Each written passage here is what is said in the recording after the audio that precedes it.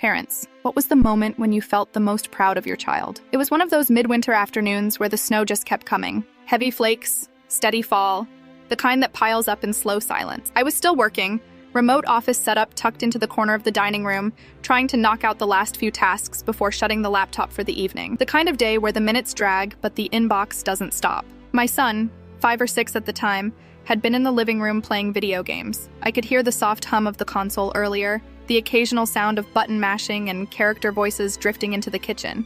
Normal stuff. I checked on him earlier, gave him a snack, told him I'd be done soon and we'd maybe go out and play or shovel a bit. An hour passed. Maybe more. At some point I realized it had gotten quiet. Not, he's just focused on the game quiet. Silent. That kind of silence that parents learn to notice fast. I called out his name. No answer. I stood up, checked the living room. Empty.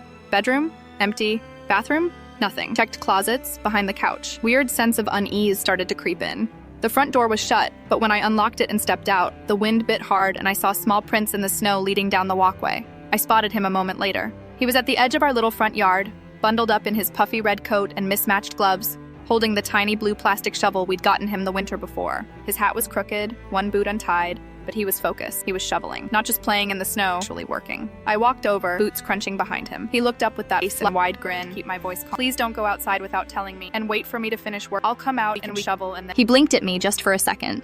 Then he said, "But Daddy, if I shovel now, there will be less for you to do when you are finished work." That stopped me. He went back to work like it was the most normal thing in the world. One little scoop at a time, pushing snow from the walkway, barely making a dent, but entirely serious about it. I just stood there, not saying anything.